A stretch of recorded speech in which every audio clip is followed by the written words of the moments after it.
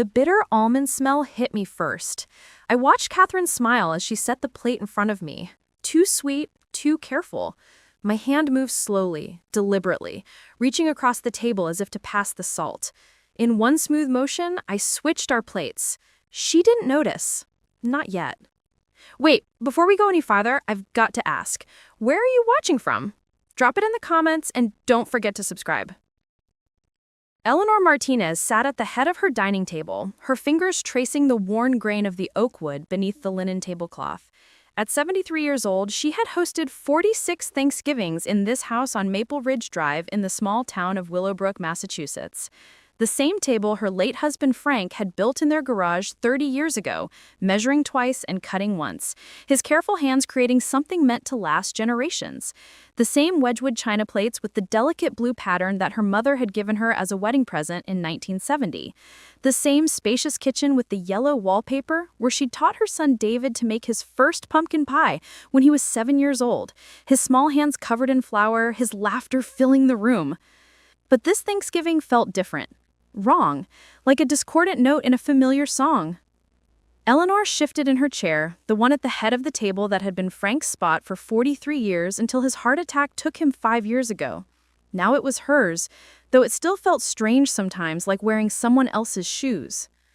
The afternoon light filtered through the lace curtains she'd hung in 1982, casting delicate shadows across the table already set with the good silverware, the crystal glasses, the autumn centerpiece she'd arranged herself that morning with rust-colored mums and small decorative gourds.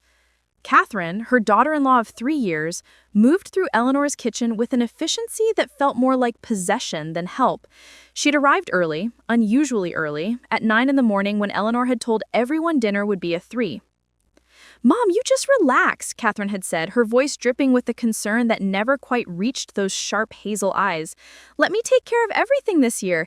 You've done so much for so long. It's time you let someone take care of you." The words sounded kind, generous even, but Eleanor had felt the subtle edge beneath them, the unspoken suggestion that she was too old, too tired, too worn out to handle her own Thanksgiving anymore.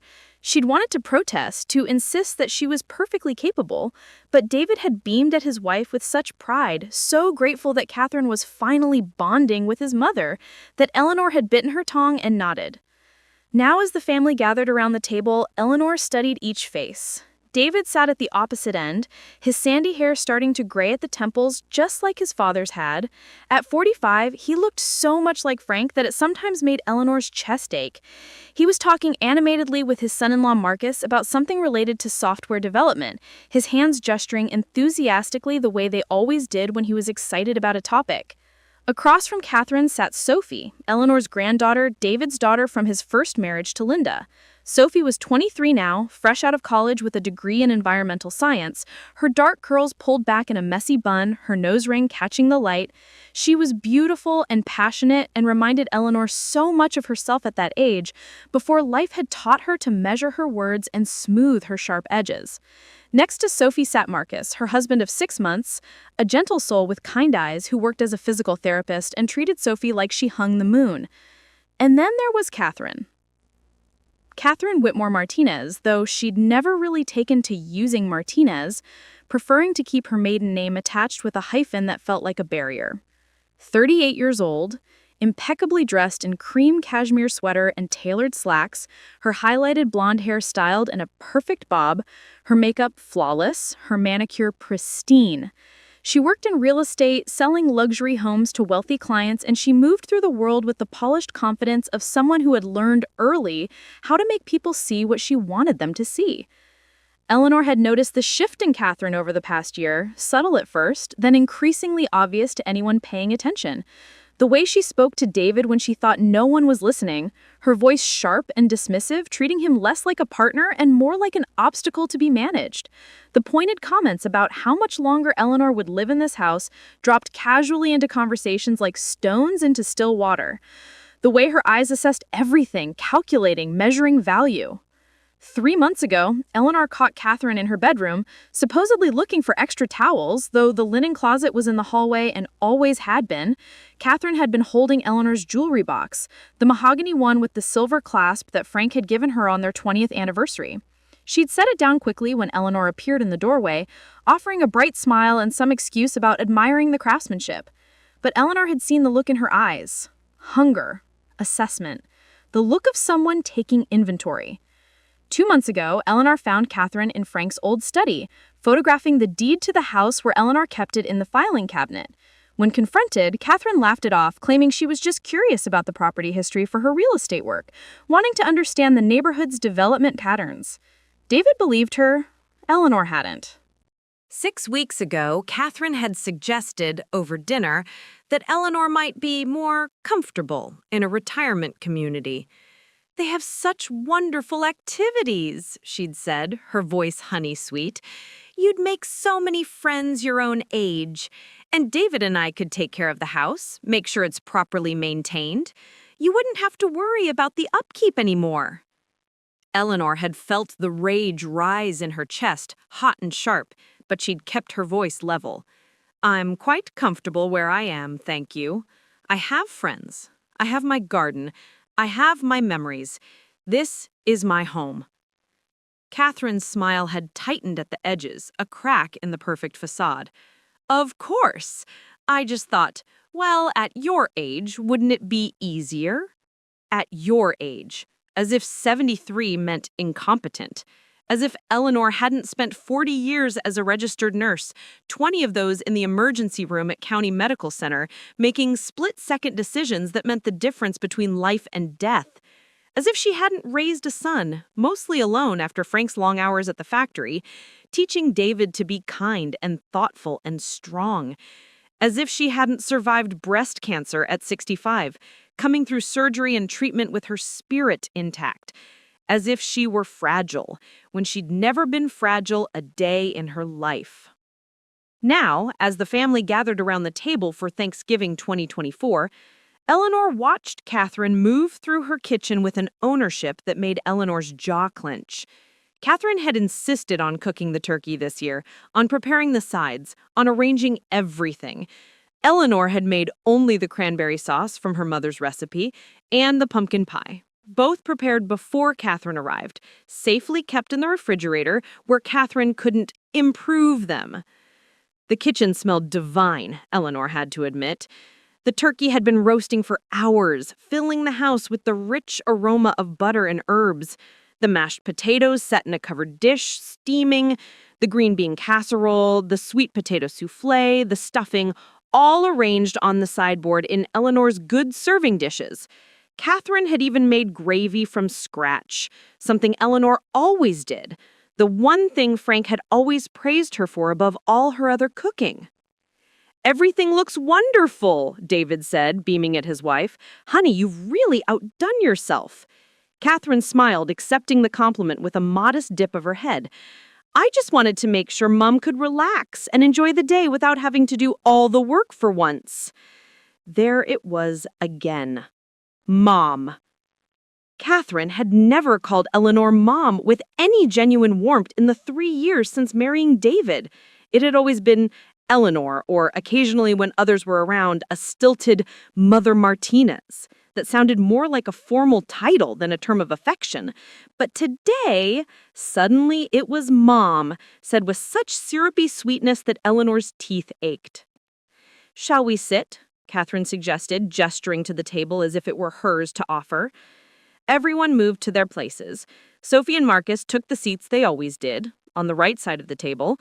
David settled at the far end in the chair that had been his since childhood, now designated as his by tradition. Catherine moved toward the seat on Eleanor's right, the place of honor that had been Frank's sister's spot when she was still alive, before the stroke took her 8 years ago. "Let me just get the plates," Catherine said, turning back to the kitchen. Eleanor watched her go, watched the way she moved with purpose, with a plan.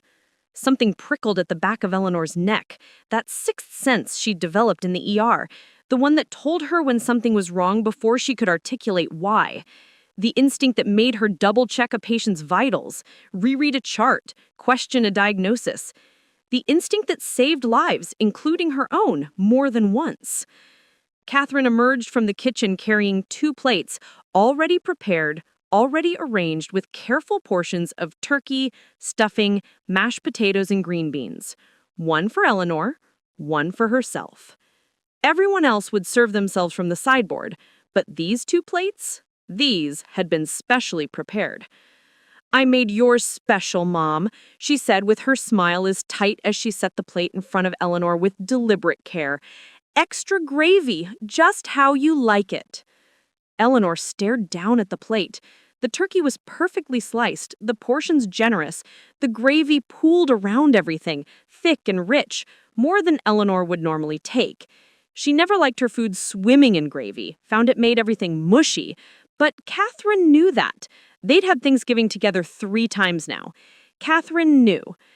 Eleanor's fingers tightened around her napkin, the linen soft and familiar in her grip. She hadn't asked for extra anything. She hadn't asked for a specially prepared plate. And Catherine had, not once in 3 years, gone out of her way to make anything just how Eleanor liked it. The plate settled in front of her with a soft clink of china against wood. Catherine set her own plate down at her spot, then moved to help David serve himself from the sideboard, playing the perfect hostess, ensuring everyone had what they needed. Eleanor looked down at the food, carefully arranged, picture perfect. The steam rose from it, carrying the scents that should have made her mouth water. Turkey, sage, butter, thyme. But beneath it, almost imperceptible, something else. Something that made her freeze. Bitter almonds. The scent was faint, barely there beneath the rich aroma of herbs and gravy and roasted meat. Most people wouldn't have noticed it. Most people couldn't smell it at all, actually. Only about 40% of the population had the genetic ability to detect the scent of cyanide, and Eleanor was one of them. She'd learned this in nursing school, during a toxicology lecture that had fascinated her, the way genetics determined whether you could smell the poison that could kill you. She'd encountered it twice in her career. Once, a suicide attempt in 1989, a chemistry teacher who'd brought cyanide home from the school lab, ingested it in a moment of despair after his wife left him. Eleanor had been the triage nurse who'd taken his vitals, who'd smelled that distinctive scent on his breath and immediately called for the toxicology team. He'd survived, barely, because she'd identified it quickly.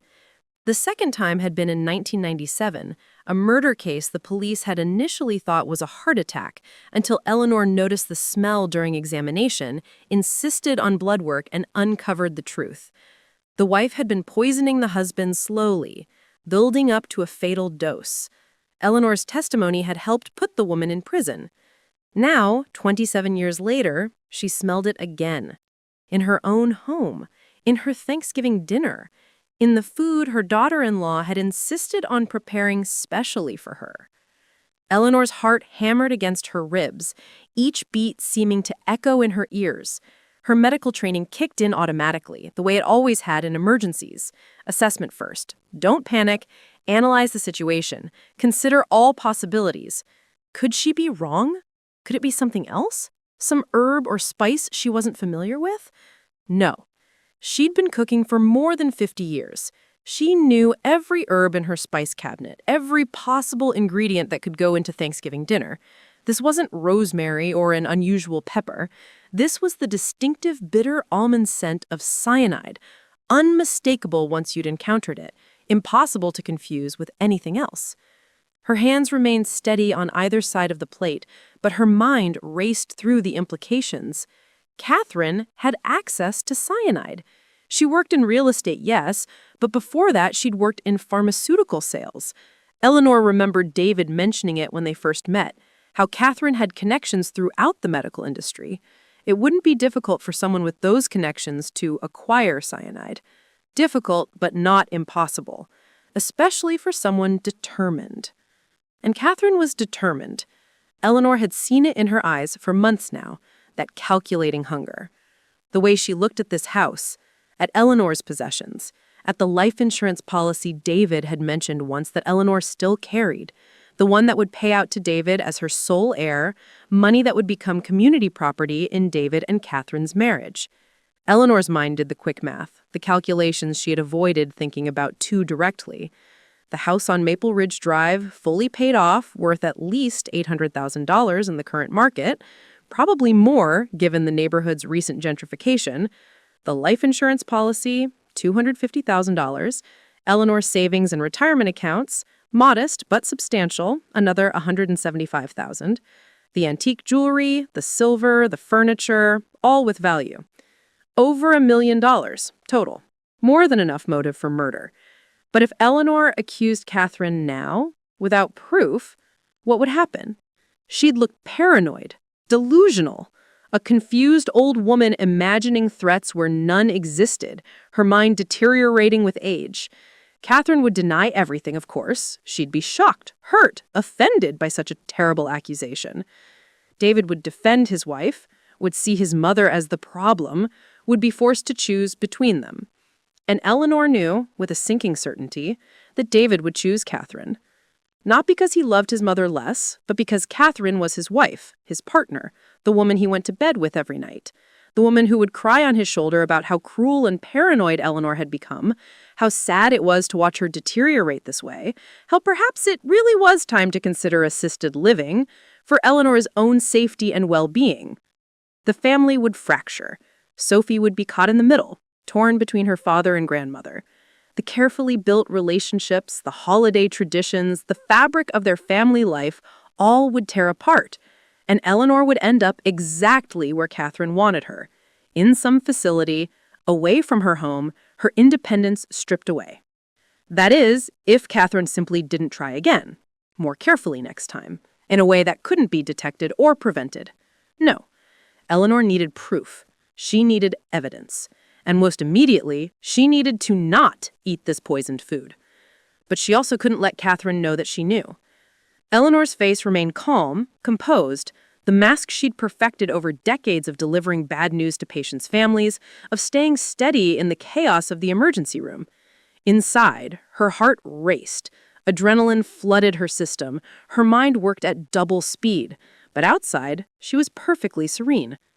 She glanced up at Catherine, who had settled into her seat, her own plate in front of her. Catherine was watching Eleanor. Not obviously, not openly, but her gaze kept flickering to Eleanor's plate, to Eleanor's hands, waiting, anticipating. How much had she used? How fast would it act? Cyanide worked quickly in sufficient doses, interfering with the body's ability to use oxygen. Symptoms would start within minutes. Confusion, difficulty breathing, seizures, loss of consciousness, death. It could happen in as little as a few minutes with a high enough dose. Catherine was waiting to see Eleanor take the first bite. Eleanor's hand moved slowly, casually, reaching across the table toward the salt shaker positioned near Catherine's plate. "Catherine, dear," she said, her voice steady and warm, conversational. "Could you pass the pepper? I think it's on the sideboard behind you." Catherine turned in her chair, looking behind her at the sideboard where the pepper grinder sat among the serving dishes. Just 2 seconds. That was all Eleanor needed. But 2 seconds felt like an eternity when your life depended on them.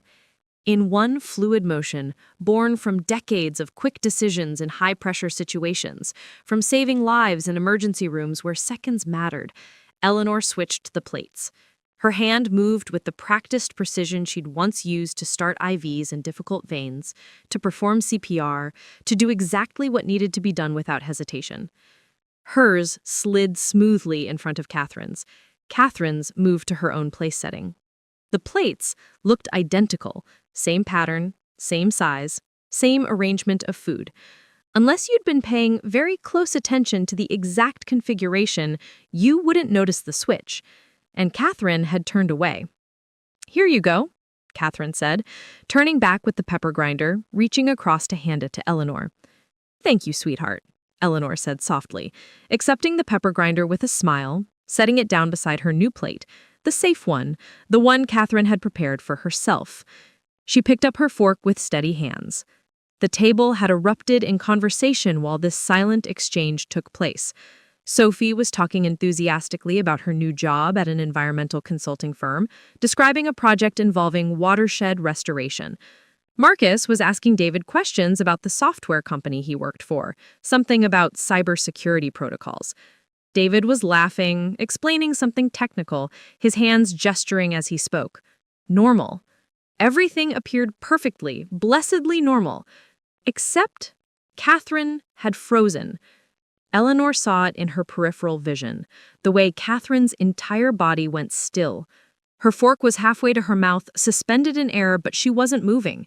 She was staring at the plate in front of her, and Eleanor could almost see the gears turning in her mind. Recognition flickered across Catherine's face, the momentary confusion, the slight widening of her eyes as she processed what she was seeing, the way her gaze darted quickly to Eleanor's plate, then back to her own, comparing, calculating. Eleanor took a deliberate bite of her turkey. It tasted fine. Perfect, actually. The meat was tender, seasoned well, the gravy rich and flavorful. Exactly as it should be. No bitter almonds, no poison, just a properly prepared Thanksgiving dinner. She chewed slowly, savoring it, letting Catherine see her eat without hesitation or concern. Catherine set her fork down carefully, her hand trembling slightly as she placed it precisely parallel to the edge of her plate.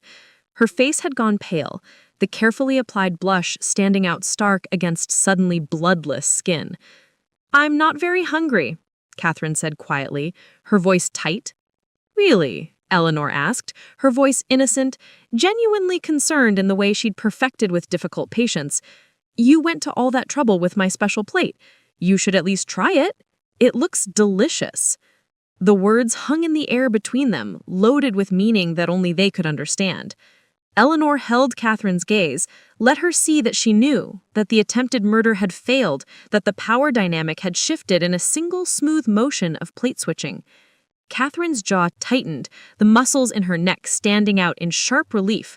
Her hands gripped the edge of the table, knuckles white with tension. "Are you feeling all right, Catherine?" David asked, his attention finally pulled from his conversation with Marcus. He looked at his wife with genuine concern, reaching over to touch her arm. "You look pale. Are you coming down with something?" "Fine," Catherine managed, her voice strained. "Just a headache. A migraine, I think. Coming on suddenly. I think I'll go lie down for a bit." She stood abruptly, her chair scraping against the hardwood floor with a harsh screech that made everyone wince. The sound cut through the conversation, silencing the table for a moment. Everyone turned to look at her. "Do you need anything?" David asked, starting to rise from his chair. "Medicine? Water?" "No, I just need to lie down," Catherine said quickly, already moving away from the table. "You all enjoy dinner. I'll be fine." Eleanor watched her daughter-in-law retreat down the hallway, moving just a bit too quickly to be casual, her steps not quite steady. She disappeared into the guest bedroom, the one she and David used when they stayed over, and the door closed with a definitive click. Silence settled over the table for a moment, everyone processing Catherine's sudden departure. "That was weird," Sophie said, her nose ring glinting as she tilted her head. "She seemed fine 5 minutes ago." "Migraines can come on fast," Marcus offered, ever the kind soul, trying to smooth over the awkward moment. "My sister gets them. 1 minute she's fine, the next she's down for the count." "Should we save her a plate?" David asked, looking at Eleanor as if she had the answers. "Of course," Eleanor said smoothly, reaching for Catherine's untouched plate. "I'll wrap everything up. She can heat it later if she's feeling better." Her hands were steady as she picked up the poison plate, the one that had been meant for her, the one that would have killed her within minutes if she'd taken even a few bites. She carried it to the kitchen, the weight of it feeling heavier than it should be, the weight of mortality, of malice, of betrayal. In the kitchen, Eleanor stood at the counter, staring at the plate. Her reflection looked back at her from the window above the sink, distorted by the old glass, making her look older, more tired. 73 years old, lived through so much, survived so much, and nearly ended here, on Thanksgiving, at her own table, killed by her own son's wife for money and property. The rage came then, hot and fierce, burning through the careful control she'd maintained at the table. Not the explosive anger of shouting and breaking things, but the cold, calculated fury of someone who'd been pushed too far, who'd almost been murdered in her own home, who'd been disrespected and dismissed and nearly erased. For 3 years, Eleanor had tolerated Catherine's coldness, her manipulation of David, her thinly veiled impatience for Eleanor to die so they could inherit this house, this life. Eleanor had told herself to be patient, to be kind, to keep the peace for her son's sake, because David was happy and Catherine made him happy. And wasn't that what mattered? But attempted murder crossed a line that could never be uncrossed. Eleanor pulled out her phone from her pocket, the smartphone that David had taught her to use, that she'd initially resisted but now relied on daily. Her hands weren't shaking anymore. They were steady with purpose as she opened the camera app and photographed the plate from multiple angles. The excess gravy, the careful arrangement that Catherine had prepared specially for her. Then she found a plastic container with a tight-sealing lid, one of the good ones that David had given her last Christmas, supposedly better for food storage than the old Tupperware she'd used for decades. Carefully, methodically, she scraped every bit of food from the plate into the container. Every piece of turkey, every scoop of mashed potatoes, every green bean. All of it. She sealed the lid, labeled it with masking tape and a marker, Thanksgiving 2024, Eleanor's plate, prepared by Catherine, with the date and the time. Evidence. She needed evidence. And this was it, sitting in her refrigerator now, preserved for testing, for proof, for the moment when she would need to show exactly what Catherine had done. Eleanor watched the plate carefully, watching the water run clear, eliminating any residue. She dried it and put it back in the cabinet with the others, as if nothing had happened. Then she rejoined her family at the table, sitting back down in her chair at the head, picking up her fork, resuming her dinner as if the world hadn't just tilted on its axis. "Everything okay?" Sophie asked, always perceptive, always watching. "Everything's fine, sweetheart," Eleanor said, taking another bite of turkey, just putting some food away for Catherine, for later. The conversation resumed, flowing around her like water around a stone. David talked about work. Sophie described her upcoming project. Marcus made everyone laugh with a story about his physical therapy practice. The dinner continued. The pie was served. Coffee was poured. All the rhythms of a normal Thanksgiving. The traditions carried on. But nothing was normal. Nothing would ever be normal again. Catherine didn't emerge from the bedroom for the rest of the evening. David went to check on her once, came back reporting that she was asleep. The migraine had knocked her out. She just needed rest. He looked worried, but not suspicious. Concerned, but not alarmed. Eleanor smiled and nodded and played the understanding mother-in-law, sending David home with leftovers, hugging Sophie and Marcus goodbye, cleaning up the kitchen with the methodical precision of someone who'd done it 1,000 times. After everyone left, after the house fell quiet except for the hum of the refrigerator and the tick of the grandfather clock in the hallway, Eleanor sat in Frank's old recliner in the living room, the one she couldn't bear to get rid of, even though the upholstery was worn and the footrest sometimes stuck. She sat in the dimness, the only light coming from the street lamp outside, filtering through the lace curtains.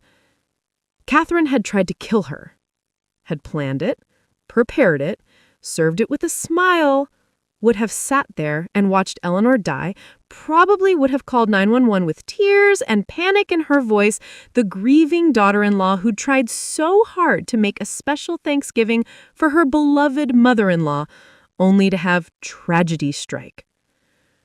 Eleanor thought about all the times she had second-guessed herself about Catherine, all the moments she had wondered if she was being unfair, too critical, too suspicious, all the times David had told her that Catherine was just stressed with work or not good with showing affection or trying her best.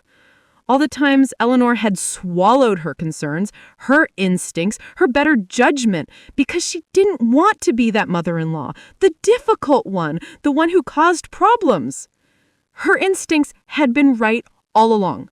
Catherine wasn't stressed or awkward or struggling to bond. Catherine was a murderer who'd simply failed at her first attempt. Eleanor's phone sat on the side table next to Frank's recliner. She picked it up, held it in both hands, thinking. She could call the police right now, show them the food, tell them what happened, demand they test it, press charges. But would they believe her? A 73-year-old woman claiming her daughter-in-law tried to poison her at Thanksgiving, with no witnesses, no confession, just a claim about a smell and a switched plate. They'd be polite probably, but skeptical.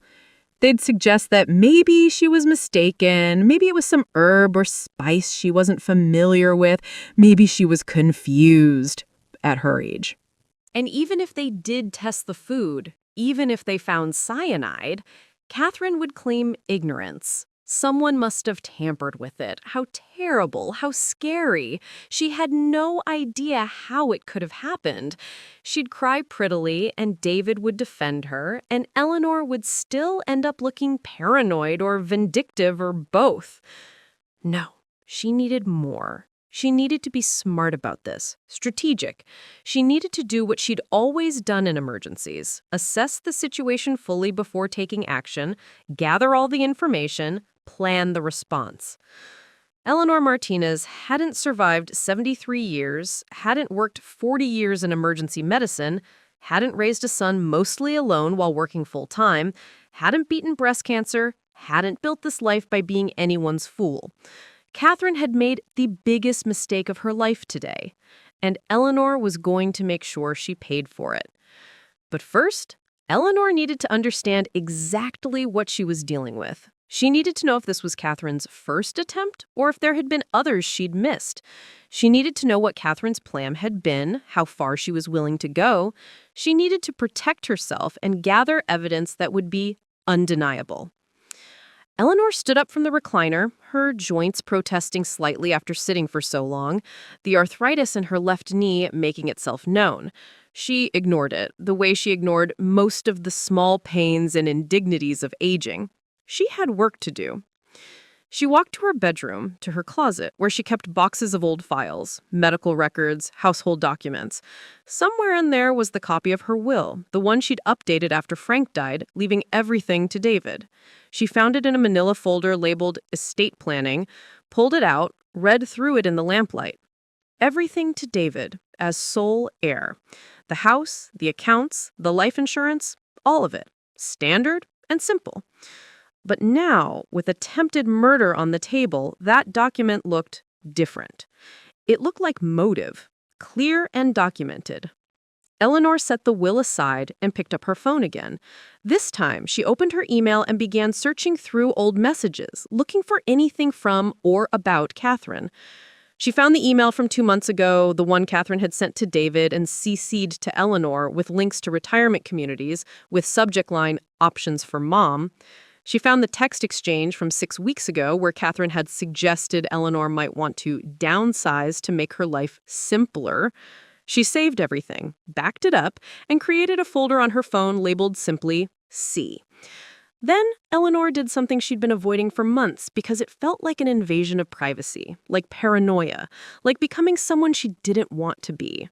She logged into the family cell phone account, the one David had added her to years ago so he could help her with any technical issues, the one that also included Catherine's phone as part of the family plan. And Eleanor looked at Catherine's recent calls and texts. She shouldn't. She knew she shouldn't. But attempted murder changed the rules. What she found made her blood run cold. Multiple calls to the same unknown number over the past 3 weeks, each lasting several minutes. Text messages to another number, brief and cryptic. Still on for next week? Everything ready. She won't see it coming. Eleanor's hands shook as she screenshotted everything, saved it all to her private folder, her heart pounding in her chest. This wasn't impulsive. This was planned, organized, coordinated. Catherine hadn't acted alone. Eleanor sat on the edge of her bed, the quilt soft beneath her hands, and let that reality sink in. Her daughter-in-law had planned her murder, possibly with help, certainly with premeditation.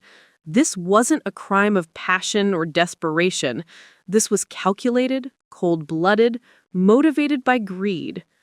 The house was silent around her, but Eleanor didn't feel safe anymore. Not in this house that had been her sanctuary for 46 years. Not in this room where she'd slept beside Frank for more than 4 decades. Not in this space that was supposed to be hers.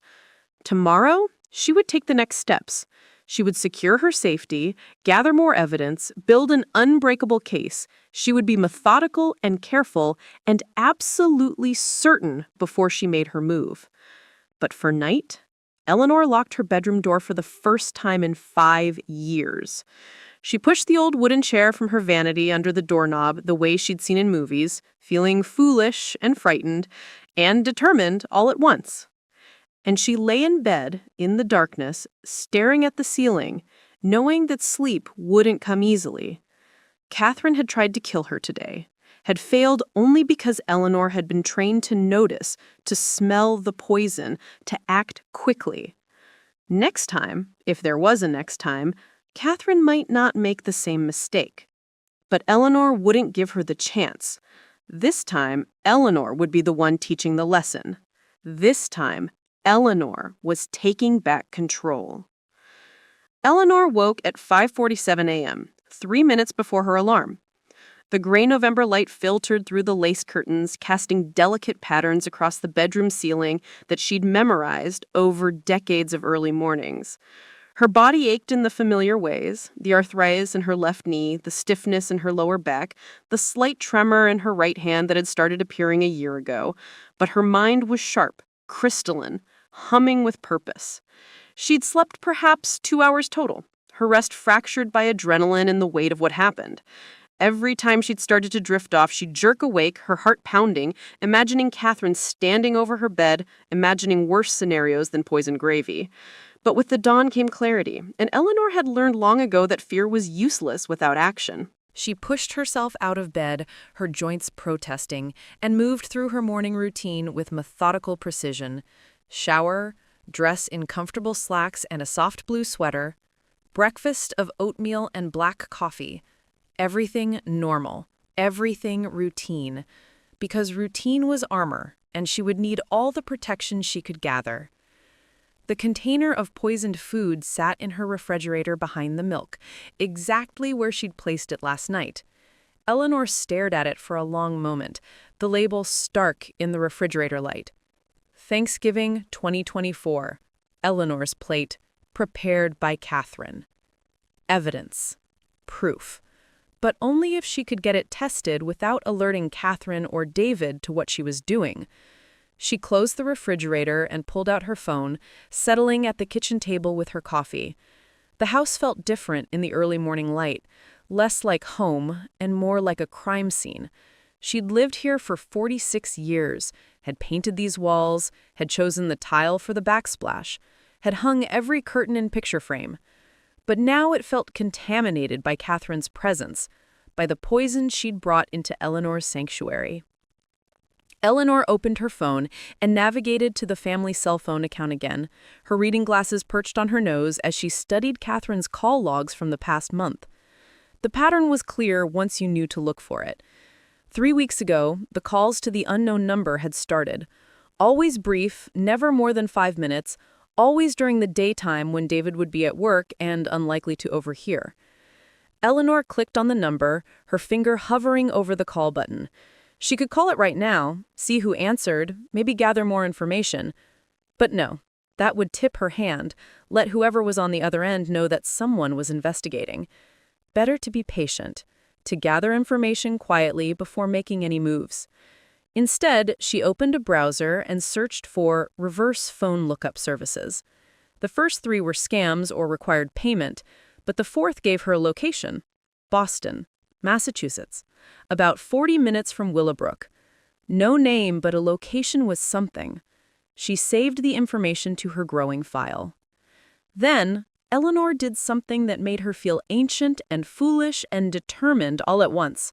She searched how to investigate someone without them knowing, and started reading articles about private investigators, about surveillance, about gathering evidence for court cases. The information was overwhelming at first, a flood of legal terminology and technical advice that seemed designed for younger, more tech-savvy people. But Eleanor had learned to adapt to new technology over the years, had mastered the smartphone and email and even social media at Sophie's insistence. She could learn this too. One article mentioned checking someone's social media presence for clues about their activities and associates. Eleanor had a Facebook account that she barely used, created years ago to see photos of Sophie's college adventures and kept mostly dormant since. Now she logged in, feeling like a spy, and searched for Catherine Whitmore. Catherine's profile was set to public, surprisingly, given how private she usually was. Perhaps she thought Eleanor was too old, too technologically incompetent to think of looking. The assumption of incompetence, Eleanor was learning, could be a useful shield. She scrolled through Catherine's posts from the past 6 months, looking for anything unusual. Most of it was professional. Real estate listings, articles about the housing market, photos of luxury homes with captions about living your best life and investment opportunities. The posts were polished, curated, showing only the glossy surface of Catherine's life. But then Eleanor found something interesting. A photo from 3 months ago, taken at a restaurant Eleanor didn't recognize. Catherine stood with another woman, both holding glasses of wine, smiling at the camera. The caption read, "Celebrating new opportunities with this amazing lady. Big things coming soon." The other woman was elegant, perhaps in her early 50s, with dark hair styled in an expensive cut and jewelry that caught the light. Catherine had tagged her, Vanessa Carrington. Eleanor clicked on the tag, and Vanessa's profile opened. It was less public than Catherine's, but Eleanor could see enough. Vanessa Carrington worked as a wellness consultant and life coach based in Boston. Her profile was filled with aspirational quotes about manifesting abundance and releasing toxic people and creating the life you deserve. But it was the photos that made Eleanor's stomach turn. Vanessa at luxury resorts, Vanessa in expensive cars, Vanessa posing in front of houses that looked remarkably similar to Eleanor's, large, well-maintained older homes in established neighborhoods. And in the comments of several posts, Catherine had written things like, "Can't wait to start our project," and "You've changed my perspective on everything." Eleanor screenshotted everything, her hands moving with increasing confidence as she documented each connection, each comment, each hint of whatever Catherine and Vanessa had been planning together. She searched for more connections between them and found several mutual friends, all women around Catherine's age, all posting similar content about wealth and success and transformation. It looked like some kind of network, a group of women who had found each other and bonded over their ambitions. But there was something darker underneath the glossy photos and inspirational quotes. Eleanor clicked on one mutual friend's profile, a woman named Diane Summers, and found a post from 6 months ago that made her blood run cold. Sometimes the people holding you back from your dreams are the ones who claim to love you, Diane had written. My mother-in-law finally moved into assisted living, and now my husband and I can finally start building our real future. Don't let guilt trap you in someone else's limitations. Your life is yours to live. Strong arm. The comments were full of support from the same circle of women. Vanessa had commented, "So proud of you for prioritizing your happiness. You deserve everything you've worked for." Catherine had liked the post and commented, "Inspiration," raising hands emoji. Eleanor felt sick. This wasn't just Catherine being cold or calculating. This was a whole community of women encouraging each other to see elderly family members as obstacles, as burdens to be removed or managed or eliminated so they could claim inheritances and property and freedom. She kept searching, kept documenting, and found more. A private Facebook group that wasn't fully private. Its description visible. Women reclaiming their power. support for those dealing with difficult family dynamics and generational wealth transfer. The member list was hidden, but Catherine's profile showed she was a member, as was Vanessa and Diane and at least a dozen other women. Eleanor's coffee had gone cold, but she didn't care. She was too focused, too deep in her investigation. This was bigger than she'd realized. Catherine wasn't just a greedy daughter-in-law acting alone. She was part of a network, possibly even being coached or encouraged by others who'd successfully pushed elderly relatives aside. The thought made Eleanor's hands shake with rage, not just at Catherine, but at this whole sick culture of entitlement. This idea that older people were disposable, that their lives and homes and autonomy could be sacrificed to younger generations' ambitions. She thought about all the elderly patients she'd cared for over her 40 years in nursing, the ones who came into the ER with suspicious injuries, with stories that didn't quite match their wounds, the ones who seemed afraid of their own family members, who flinched when certain names were mentioned. Eleanor had filed reports, had called social services, had done everything she could to protect them. But she'd never imagined she would be in their position, targeted by someone who was supposed to love and respect her. Eleanor's phone buzzed, making her jump. A text from David. "Mom, just checking in. Catherine's feeling better this morning. We're heading home soon. Thanks for a wonderful Thanksgiving despite her migraine. Love you." She stared at the text, at the casual normalcy of it. David had no idea. He'd slept in the guest bedroom with a would-be murderer, had woken up next to her, was driving home with her, completely oblivious to what his wife had tried to do. Eleanor wanted to call him right then, to tell him everything, to beg him to open his eyes. But she could already hear how the conversation would go. Catherine would deny it, would cry, would suggest that Eleanor was confused or sick or having cognitive issues. David would believe his wife because that's what people did. They believed the person they'd chosen, the person they woke up next to every morning. No, Eleanor needed undeniable proof before she could tell David anything. She needed evidence that would stand up in court, that would convince not just her son, but police and lawyers and judges. She texted back, "Glad she's feeling better. Drive safely. Love you too." Then she opened a new browser tab and searched for Toxicology Testing Massachusetts and Private Lab Testing. The first few results were medical laboratories that required doctor's orders, but then she found a private forensic laboratory in Cambridge that offered confidential testing services. Their website explained that they worked with attorneys, private investigators, and individuals who needed evidence testing for legal purposes. They could test for a wide range of substances, including poisons. Eleanor called the number before she could second-guess herself. "Advanced Forensic Laboratory, this is Patricia speaking. How may I help you?" Eleanor cleared her throat, forcing her voice to sound calm and professional. "Hello, my name is Eleanor Martinez. I need to have some food tested for the presence of cyanide poisoning." There was a brief pause. "Are you working with law enforcement or an attorney, Miss Martinez?" "Neither currently. This is a private matter, but I may need the results for legal purposes in the future." "I see. Can you tell me a bit more about the situation, just so I can direct you to the right department?" Eleanor had prepared for this question during her sleepless night. "I'm a retired nurse, and I have reason to believe someone may have attempted to poison me. I've preserved the food in question, and I need it tested to confirm my suspicions before I take any further action." "I understand." Patricia's voice was professional, neutral, giving nothing away about whether she believed her or thought she was paranoid. "We can certainly help with that. The testing would cost $850, and we can have preliminary results within 5 business days with a full detailed report suitable for court proceedings within 10 business days." $850. Eleanor's retirement budget was comfortable, but not extravagant. That was a significant expense.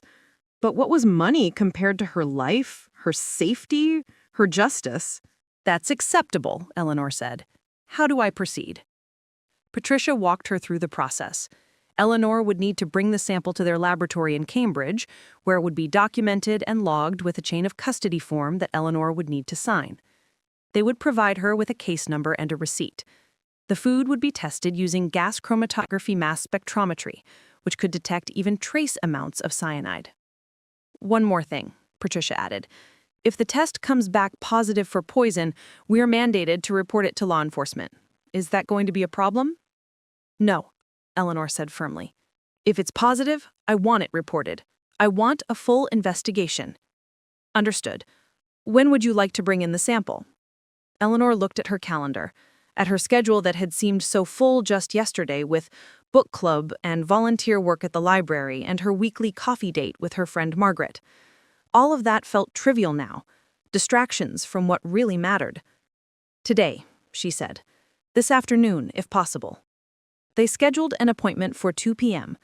Eleanor would drive to Cambridge, drop off the sample, and set in motion the process that would either confirm her suspicions or reveal that she was a paranoid old woman imagining threats. But Eleanor knew what the test would show. She'd smelled the cyanide. She'd spent 40 years trusting her medical training, her instincts, her knowledge. She wasn't wrong. After she hung up, Eleanor sat at her kitchen table for a long moment, letting the magnitude of what she was doing sink in. Once she delivered that sample, once the test came back positive, there would be no going back. Police would be involved. David would have to be told. Catherine would be arrested, probably. The family would explode in ways that could never be fully repaired. But what was the alternative? Pretend it hadn't happened? Wait for Catherine to try again? Live in fear in her own home, wondering if every meal might be poisoned, every drink contaminated? No. Eleanor had never been a coward, and she wasn't starting now. She went to her bedroom and changed into more formal clothes. A navy pantsuit that she wore to important occasions, low heels that were comfortable but professional, her good pearl earrings that Frank had given her on their 30th anniversary. She wanted to look credible, competent, like someone whose claims should be taken seriously. Then she went to her home office, the small room off the living room that had once been Frank's workshop, and that she'd converted into a space for managing household finances and correspondence. She pulled out her fireproof safe from the closet, the one where she kept important documents, and removed several items. Her will, her life insurance policy, the deed to the house, her medical records, her birth certificate, her marriage certificate, and Frank's death certificate. She spread them out on the desk and photographed each one with her phone, creating digital backups of everything important. Then she uploaded everything to a cloud storage account that Sophie had helped her set up years ago, creating a folder labeled Important Documents, November 2024. If anything happened to her, if Catherine tried again and succeeded, there would be a record, there would be documentation. Sophie would be able to access everything and would know where to look for answers. Eleanor thought about calling Sophie, about bringing her granddaughter into this situation. But Sophie was so close to David, loved her father deeply, and Eleanor didn't want to force her to choose sides before there was undeniable proof. Better to have all the evidence first, to build an unshakable case, and then bring Sophie in. At 11 a.m., Eleanor's doorbell rang. She froze, her heart hammering, before moving to the window to peek through the curtains. It was Margaret Chen, her friend of 30 years, standing on the porch with a covered dish and a bright smile. Eleanor opened the door, forcing her own smile. "Margaret, what a lovely surprise." "I made too much stuffing yesterday," Margaret said, bustling inside with the comfortable familiarity of an old friend. "Tom and I couldn't possibly eat it all, and I thought you might like some. How was your Thanksgiving?" Margaret set the dish on the kitchen counter and turned to Eleanor, really looking at her, and her smile faded. "Eleanor, are you all right? You look exhausted." For a moment, Eleanor considered telling her everything. Margaret was trustworthy, discreet, and had been Eleanor's confidant through Frank's death, through the breast cancer, through every major crisis of the past 3 decades. But Margaret was also prone to worry, to wanting to fix things, and Eleanor couldn't risk her calling David or confronting Catherine or doing anything that might interfere with the careful steps Eleanor was taking. I didn't sleep well, Eleanor said, which was true. Just one of those nights. You know how it gets. Margaret studied her with the shrewd gaze of someone who'd known Eleanor long enough to detect a lie. This is about Catherine, isn't it? I saw her leave early yesterday when I was out for my walk. She looked upset. Eleanor's mind raced, calculating what to say, how much to reveal. She had a migraine, had to lie down for most of dinner. Margaret's expression suggested she didn't quite believe that was the whole story. But she didn't push. Instead, she moved to put the kettle on, moving through Eleanor's kitchen with the ease of someone who'd been doing it for decades.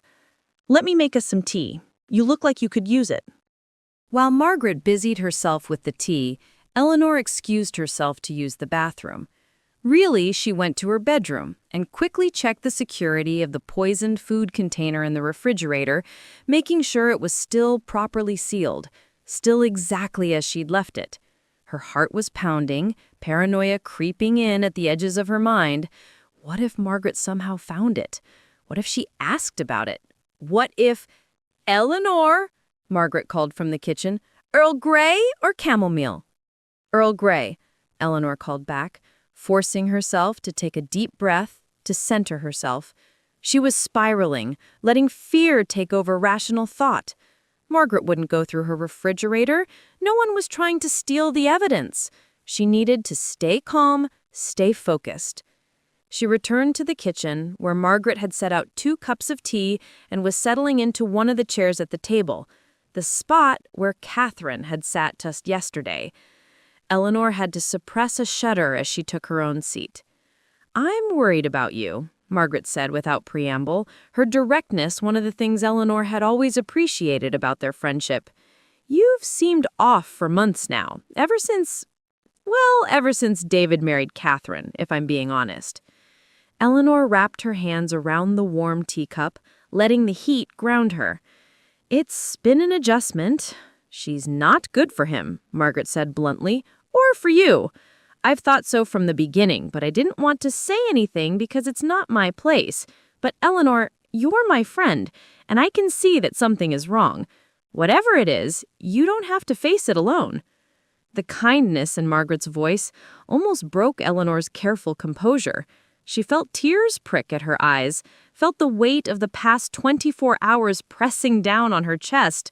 It would be so easy to tell Margaret everything, to share the burden, to not feel so terribly alone. But she couldn't, not yet, not until she had proof. "I know I don't," Eleanor said softly, "and I promise when I'm ready to talk about it, you'll be the first person I call. But right now, I just need to handle some things on my own. Can you understand that?" Margaret reached across the table and squeezed Eleanor's hand, her grip warm and strong, despite her own 71 years. "I can understand that. But Eleanor, promise me something. If you're in any kind of danger, if you need help, you'll call me immediately, day or night. Promise me." Eleanor met her friend's eyes and saw the genuine concern there, the love of decades of friendship. "I promise." They drank their tea and talked about safer topics. Margaret's son's new job in Seattle, the library's upcoming holiday fundraiser, the neighbor who had put up Christmas lights before Thanksgiving was even over. Normal conversation, the comfortable rhythm of old friends who'd seen each other through everything life had thrown at them. But Eleanor was distracted, her mind on the appointment in Cambridge, on the poisoned food in her refrigerator, on the evidence she was building against her own daughter-in-law. When Margaret finally left at 12:30, Eleanor felt both relieved and more alone than ever. She gathered the container from the refrigerator, placed it carefully in an insulated lunch bag to keep it cold, and grabbed her purse and car keys. The drive to Cambridge took just under an hour, traffic surprisingly light for a Friday afternoon. Eleanor hadn't driven this far alone in months, usually limiting herself to errands around Willowbrook, letting David or Sophie drive her to appointments in Boston. But her license was current, her mind was clear, and she navigated the route with the confidence of someone who'd spent decades driving these roads. Advanced Forensic Laboratory was located in a professional building near MIT, discreet and unmarked from the outside. She found it on the 3rd floor, A clean, modern office with white walls and industrial carpeting. The waiting room was empty except for a middle-aged man in an expensive suit who was talking quietly on his phone in the corner. Eleanor approached the reception desk where a young woman with purple hair and multiple piercings smiled at her warmly. "Miss Martinez, right on time. Patricia's ready for you. Follow me." They went through a security door into a laboratory area that looked like something from a medical facility. All stainless steel and precise instruments and people in lab coats working at various stations. Patricia turned out to be a woman in her 40s with a brisk, professional manner and kind eyes behind wire-rimmed glasses. "Ms. Martinez, thank you for coming in," Patricia said, shaking Eleanor's hand. "I understand you have a sample for us to test." Eleanor explained the situation briefly, clinically, as if she were presenting a case study rather than talking about her own near murder. She handed over the container, watched as Patricia examined it, noted the label Eleanor had created. "This is good, very good. Documentation. You have a nursing background, you said?" 40 years, 20 in emergency medicine." Patricia nodded approvingly. "That explains the thoroughness. Now, I'm going to ask you to describe exactly what happened, and I'm going to record it for our case file. Is that all right?" "Yes." For the next 30 minutes, Eleanor walked through every detail of Thanksgiving dinner. The way Catherine had insisted on cooking, the specially prepared plate, the smell of bitter almonds, the plate switch, Catherine's reaction, all of it laid out with the precision of a medical report. Patricia took notes, asked clarifying questions, and treated Eleanor with the respect of a professional dealing with another professional, not with the condescension Eleanor had feared. "If this tests positive for cyanide," Patricia said when Eleanor had finished, "we'll be reporting it to the Massachusetts State Police immediately, as I mentioned on the phone. They'll likely want to interview you, probably within a day or two of getting the results. Are you prepared for that?" "Yes," Eleanor said firmly. "I want a full investigation. I want charges filed if the evidence supports it." Patricia studied her for a moment, and Eleanor saw respect in her eyes. "I believe you," she said quietly. "I've been doing this work for 15 years, and I've learned to trust my instincts about people. Whatever happened on Thanksgiving, I believe you're telling me the truth." The validation felt like a physical weight lifting from Eleanor's shoulders. Someone believed her. Someone with expertise and authority looked at her and saw not a paranoid old woman, but a credible witness to attempted murder. "Thank you," Eleanor said, her voice thick with emotion. "We'll have preliminary results by Wednesday of next week," Patricia said. "I'll call you as soon as we have them. In the meantime, Miss Martinez, please be careful. If someone tried to poison you once, they might try again. I know. I'm taking precautions." She paid the $850 fee with her credit card, received a detailed receipt and a case number, and signed all the necessary chain of custody paperwork. Then she drove home through the late afternoon traffic, her mind both clearer and more troubled than when she'd left. By the time Eleanor pulled into her driveway, dusk was settling over Willowbrook. The house looked peaceful in the fading light, the porch light glowing warm and welcoming, the maple tree in the front yard dropping the last of its autumn leaves. But Eleanor didn't feel peaceful. She felt like a soldier returning from a reconnaissance mission, having confirmed the presence of enemy forces, now needing to fortify her position for the battle ahead. She went inside, locked the door behind her, and set about making herself dinner. A simple meal of soup and toast, prepared entirely by herself, eaten from dishes she'd washed herself that morning. She would trust nothing that came from outside her control. Not now. Not until this was over. After dinner, Eleanor sat at her computer and began writing. She created a document titled Timeline of Events, Catherine Whitmore, and began entering everything she could remember from the past 3 years, organized chronologically. The coldness that started almost immediately after the wedding, so subtle that Eleanor had dismissed it as new wife nervousness. The way that Catherine had started making comments about the house being too big for one person. The gradual escalation of suggestions about assisted living, about downsizing, about making things easier for Eleanor.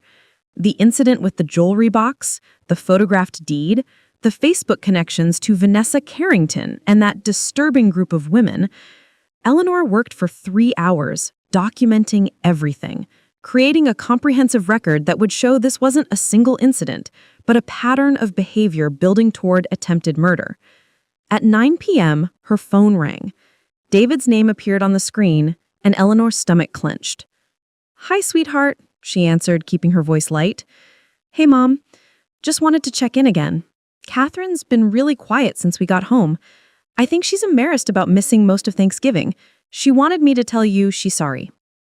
Eleanor's grip tightened on the phone. Catherine was sorry.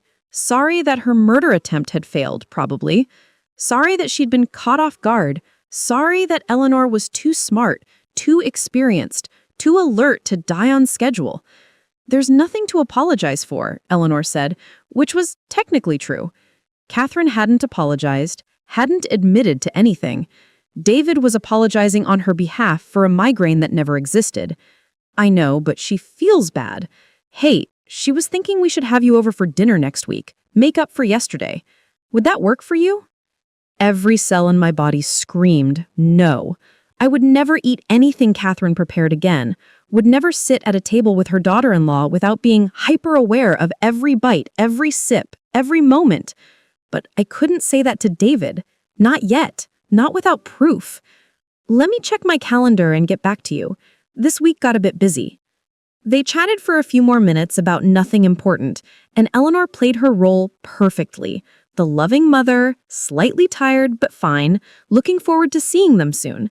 When she hung up, she felt exhausted from the performance, from the constant vigilance, from the weight of the secret she was carrying. Eleanor went to her bedroom, but before getting ready for bed, she did something she hadn't done since she was a young woman afraid of burglars. She checked every window in the house, made sure they were locked. She checked the back door, the front door, even the basement door that led to the outside. She turned on the outdoor lights, the ones with motion sensors that Frank had installed years ago for security. Then she pushed her dresser in front of her bedroom door. It wasn't perfect security, but it would make noise if anyone tried to get in, would give her warning, would buy her time to call 911.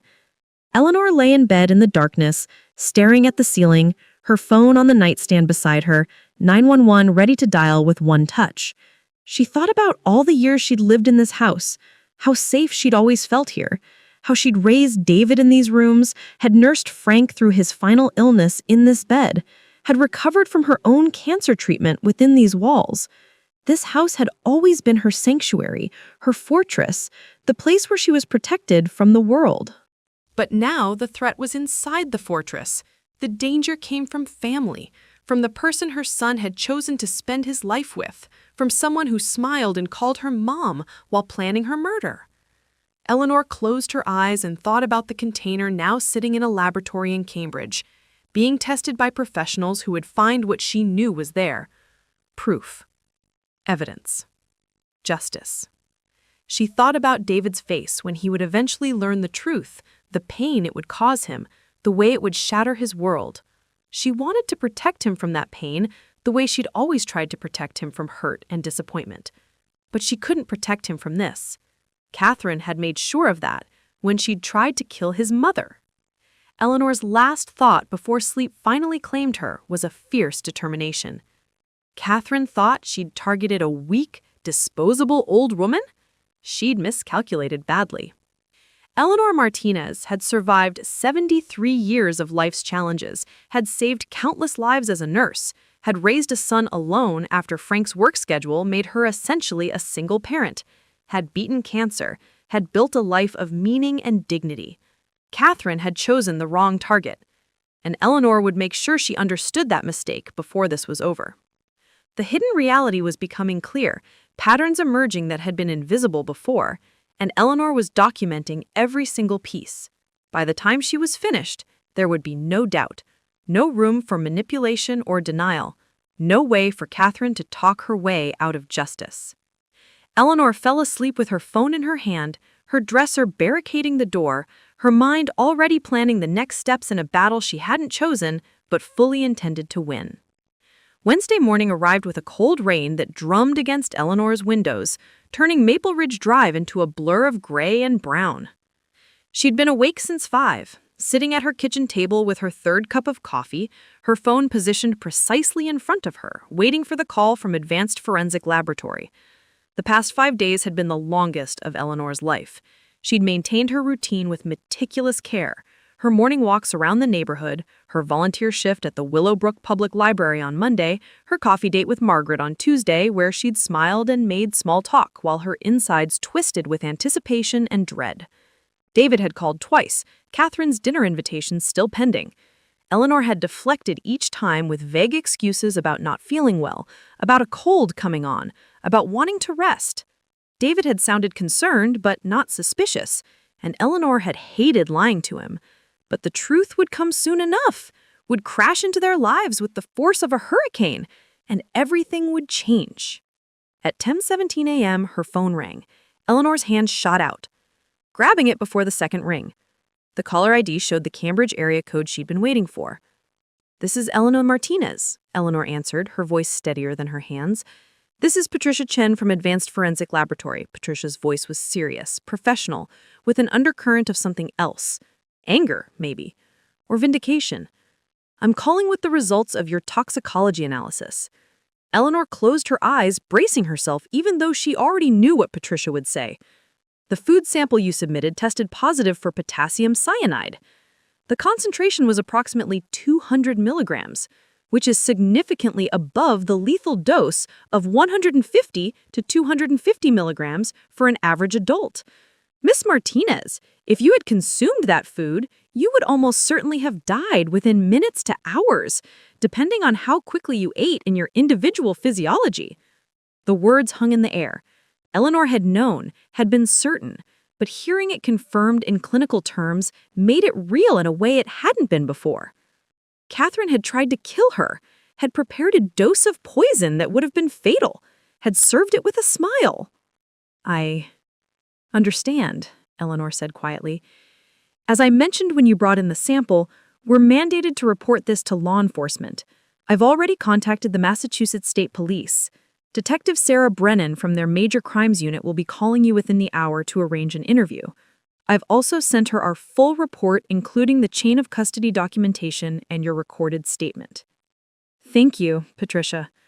"Miss Martinez," Patricia's voice softened slightly, "I want you to know that I've been doing this for 15 years, and this is one of the most clear-cut cases of attempted murder I've ever seen. The concentration, the delivery method, everything points to premeditation. You did the right thing by preserving the evidence and bringing it to us.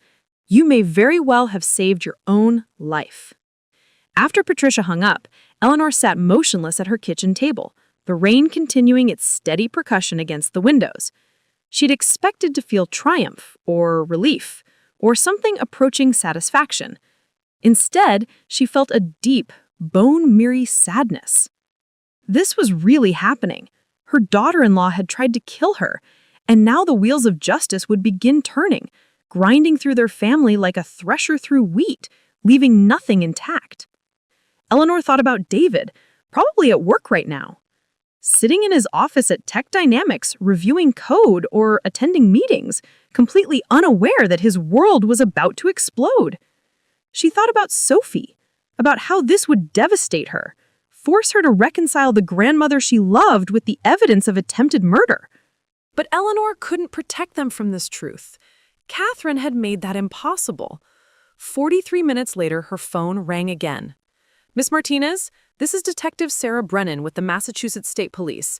I've received the forensic report from Advanced Forensic Laboratory regarding an incident on November 28th. I need to speak with you in person as soon as possible. Would you be available this afternoon?" "Yes," Eleanor said. "I'm available now. I can be at your residence in Willowbrook within 90 minutes. Will that work?" Eleanor gave her the address and spent the next hour and a half preparing. She printed out every document she'd compiled: the timeline, the screenshots from Catherine's phone records, the Facebook evidence, the photos of her will and insurance policies. She organized everything into a folder, creating a comprehensive case file that would show this wasn't paranoia or confusion, but a calculated analysis of facts. Detective Brennan arrived at 12:45 p.m. in an unmarked sedan, accompanied by another detective she introduced as Detective Marcus Webb. Brennan was in her early 40s, with short dark hair and sharp eyes that assessed everything. Webb was older, perhaps 55, with gray hair and the weathered face of someone who'd seen too much of humanity's dark side. Eleanor invited them into her living room, offered coffee that they declined, and settled into Frank's old recliner while they took the sofa. The folder sat on her lap, her hands resting on it like a talisman. "Miss Martinez," Brennan began, pulling out a recording device. "I need to record this interview. Is that acceptable?" "Yes." For the next 2 hours, Eleanor walked them through everything. The 3 years of Catherine's behavior, building from coldness to thinly veiled hostility, to the Facebook connections with Vanessa Carrington, and the disturbing group focused on generational wealth transfer. The Thanksgiving dinner, the specially prepared plate, the smell of bitter almonds, the plate switch, Catherine's reaction. She handed over her folder, watched as they examined each piece of evidence with increasing interest. Brennan took meticulous notes, while Webb studied the Facebook screenshots with particular intensity. "This group," Webb said, tapping the printout about the women reclaiming their power Facebook group, "we've actually had our eye on this. There have been 3 suspicious deaths in Massachusetts over the past 2 years, all elderly people with substantial estates, all preceded by similar patterns of family conflict and pressure to move into assisted living. We've been investigating possible connections, but we haven't had enough evidence to proceed with charges." Eleanor felt her stomach drop. 3 deaths? 3 that we know of, Brennan clarified, possibly more in other states. The problem is that elderly deaths often don't trigger extensive investigation unless there's obvious evidence of foul play.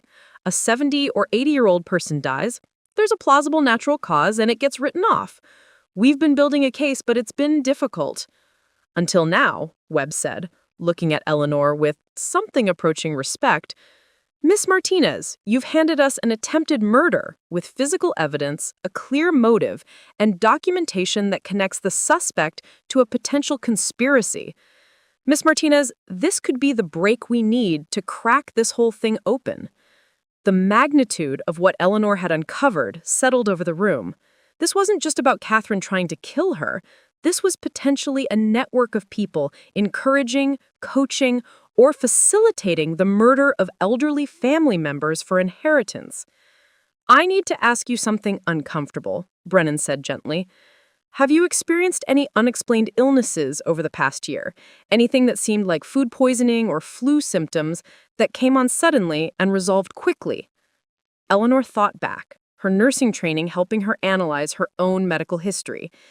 "In August, I had severe stomach problems for about 3 days. I thought it was a stomach bug. And in September, I had what I thought was a migraine, worse than any I'd ever experienced, with vision problems and nausea. It passed after about 6 hours." Brennan and Webb exchanged glances.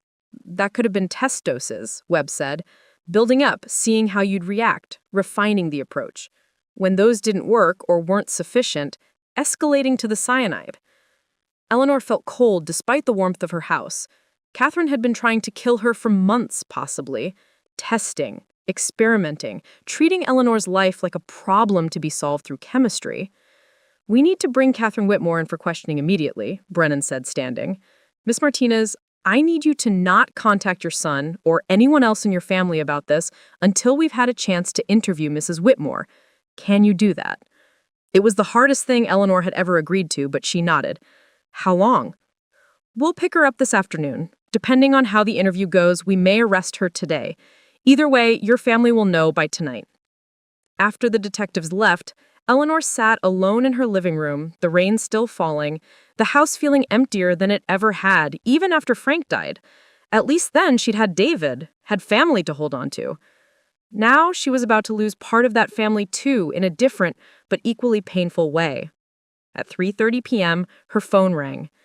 David's name on the screen made her heart clench. "Mom?" David's voice was strained, confused, frightened. "The police just took Catherine. They said something about attempted murder. They're saying she tried to poison you on Thanksgiving. Mom, what is going on?" Eleanor closed her eyes, tears finally breaking free. "David, I need you to come over, right now. I'll explain everything. This is insane. This is some kind of mistake. Catherine would never. David, Eleanor's voice was firm. The voice she'd used when he was a child and needed to listen. Come to my house, now. I love you, and I will explain everything, but you need to come here. 40 minutes later, David burst through her front door without knocking, his face pale and wild with panic. Sophie was with him, having apparently been called by her father, her eyes red from crying. Eleanor sat them down at the kitchen table, the same table where Catherine had tried to serve her death, and told them everything. She showed them the forensic report, the evidence she'd compiled, the Facebook connections, all of it laid out with the clinical precision of a case presentation. David's face went through a progression of emotions: disbelief, denial, anger, horror, and finally, a breaking that was painful to witness. He put his head in his hands and wept, his shoulders shaking with the force of his grief. Sophie came around the table and wrapped her arms around Eleanor, holding her grandmother tight. I never liked her. I never trusted her. I tried to tell Dad, but he was so in love, and I didn't want to ruin it for him. But Grandma, I should have said something. I should have protected you. This isn't your fault, Eleanor said, holding her granddaughter close. None of this is your fault. David looked up finally, his face ravaged. How could I not have seen it? How can I have been so blind? She was living in my house, sleeping in my bed, and she was planning to murder my mother. What kind of person am I that I didn't see that? The kind of person who wants to see the good in people, Eleanor said gently. The kind of person who loves and trusts. That's not a flaw, David. That's who I raised you to be. She played me, David said bitterly. Everything was a lie. Our whole marriage, everything she said about building a life together, about loving me, it was all just a path to this house, to your money, to killing you and collecting an inheritance. Eleanor reached across the table and took her son's hand. I know it hurts. I know it feels like your whole world is collapsing. But David, you're going to survive this. We're going to survive this together. The rest of the evening passed in a blur of phone calls and tears, and the strange process of beginning to grieve a person who was still alive, but lost to them forever. Detective Brennan called at 7 p.m. to inform them that Catherine had been formally arrested and charged with attempted murder in the first degree. She'd initially denied everything, but when confronted with the forensic evidence and the Facebook connections, she asked for a lawyer and stopped talking. There's something else you should know. We executed a search warrant on Mrs. Whitmore's phone and computer. We found messages to Vanessa Carrington that are explicit about her intentions. She wrote, and I quote, "The old bat won't make it through Thanksgiving. Then the house is ours and we can finally start living." There are months of messages like this, planning, discussing methods, celebrating other group members' successes in removing elderly obstacles. Eleanor closed her eyes, the words burning into her consciousness. The old bat. That's what Catherine thought of her. Not as David's mother, not as a person with feelings and dignity and decades of life experience. Just an obstacle, a problem, something to be removed. Vanessa Carrington is being brought in for questioning tomorrow. We believe she may have been coaching multiple women in this group on methods and techniques. This is going to be a major case, Ms. Martinez. You may be called to testify at multiple trials. I'll do whatever is necessary, Eleanor said. Over the next week, the story exploded across local and the national news. Daughter-in-law arrested for attempted poisoning of elderly mother-in-law became Massachusetts police uncover possible network encouraging elder murder for inheritance. The Facebook group was shut down, but not before journalists archived everything. Vanessa Carrington was arrested and charged as an accessory to attempted murder and conspiracy. David filed for divorce immediately. The marriage revealed as the fraud it had always been. He moved back home with Eleanor for a few weeks, unable to face the house he'd shared with Catherine, and slowly began the process of rebuilding his shattered sense of reality. Sophie became Eleanor's fiercest protector, calling every day, visiting several times a week, helping her grandmother navigate the media attention and the legal proceedings. Margaret Chen brought food and company and the steady presence of a friend who'd known Eleanor long enough to know she would survive this, but who was there anyway to make sure she didn't have to survive it alone. The preliminary hearing was scheduled for February. Catherine had pleaded not guilty, her lawyer arguing that the evidence was circumstantial, that there could be other explanations, that Eleanor was a confused elderly woman who'd misinterpreted innocent actions. But the forensic evidence was impeachable. The potassium cyanide in the food, the Facebook messages, the pattern of behavior documented over 3 years, and the testimony of multiple experts who'd reviewed the case and concluded that this was premeditated attempted murder. 3 months after Thanksgiving, Eleanor stood in her kitchen making dinner for David and Sophie, who were coming over for Sunday supper.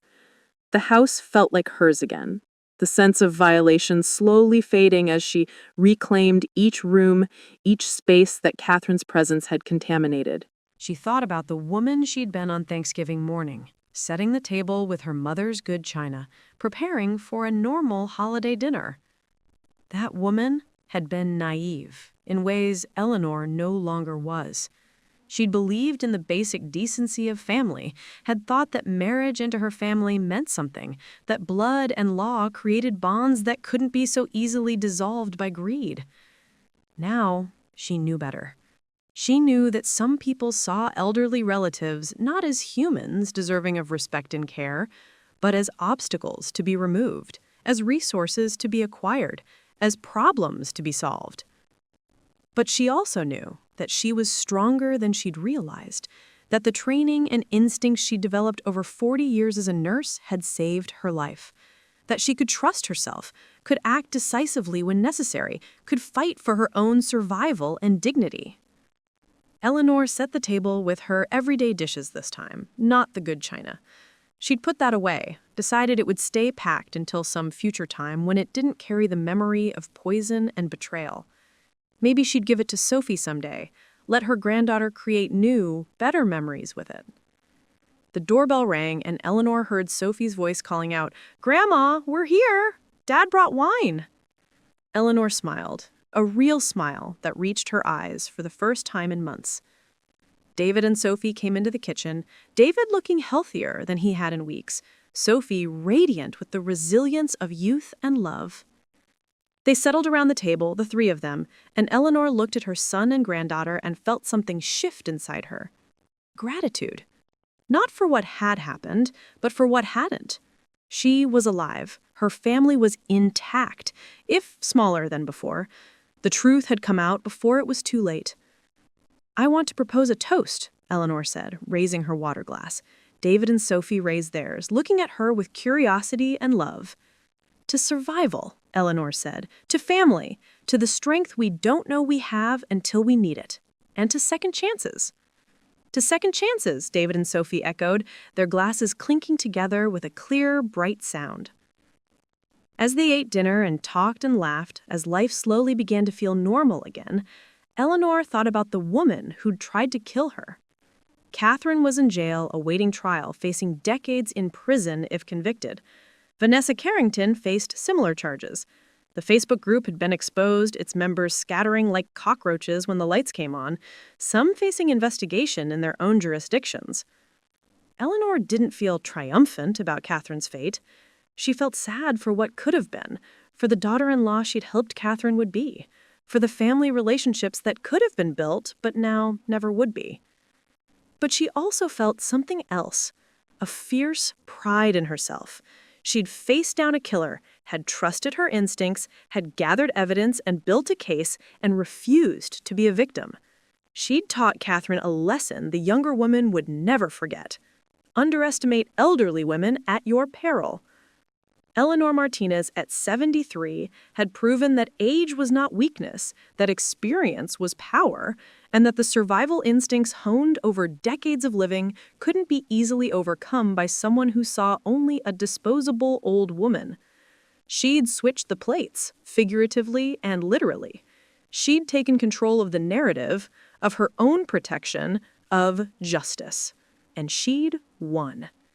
As Sophie told a story about her work and David laughed, as the evening light faded to darkness outside and the warmth of home wrapped around them, Eleanor felt something she hadn't expected to feel again. Peace. Not the naive peace of before, when she'd believed in the safety of family bonds, but a harder, wiser peace. The peace of someone who'd stared into darkness and chosen to turn on the lights. The peace of someone who'd fought for her own life and won. The poisoned Thanksgiving dinner would always be part of her story, a before and after moment that had changed everything. But it wouldn't be the end of her story. It would be the chapter where Eleanor Martinez proved that she was still here, still strong, still capable of protecting herself and the people she loved. Catherine had tried to serve Eleanor her last meal. Instead, Eleanor had served Catherine justice. And that, Eleanor thought, as she raised her glass again to toast her family, to toast survival, to toast the future that Catherine had tried to steal, but that Eleanor had reclaimed, that was a Thanksgiving she would never forget. Not because of what almost happened, but because of what she'd discovered about herself in that moment when everything had hung in the balance, and she'd made the choice to live, to fight, to survive. Eleanor Martinez had won. And she was just getting started with the rest of her life. 6 months later, Eleanor stood at a podium in the Willowbrook Community Center, looking out at an audience of 75 people, mostly women over 60. She'd been invited to speak by the local senior center about elder abuse awareness and self-advocacy. My name is Eleanor Martinez, and 6 months ago, my daughter-in-law tried to poison me with cyanide at Thanksgiving dinner. I'm here today to tell you that you have more power than you think, more strength than you realize, and more right to protect yourself than anyone can take away. The room was silent, hanging on every word. I want to tell you how I survived and what I learned, because if my story can help even one person recognize danger and take action, then something good will have come from something terrible. As Eleanor spoke, sharing her story, teaching the warning signs, empowering her audience to trust their instincts and demand respect, she realized something profound. Catherine had tried to make Eleanor disappear, to erase her, to reduce her to nothing more than an obstacle. Instead, Eleanor had found her voice, and she was going to use it to make sure no one else became a victim of the kind of calculated cruelty that had nearly ended her life. The old Eleanor might have stayed silent, might have avoided attention, might have been embarrassed by what had happened, but the new Eleanor, forged in the fire of survival, knew better. She was done being invisible. She was done being underestimated. And she was going to spend however many years she had left making sure the world knew that elderly people were not disposable, were not weak, were not anyone's obstacles to be removed. Eleanor Martinez had survived attempted murder, and she'd come out stronger on the other side. That was a legacy worth building, and she was just getting started.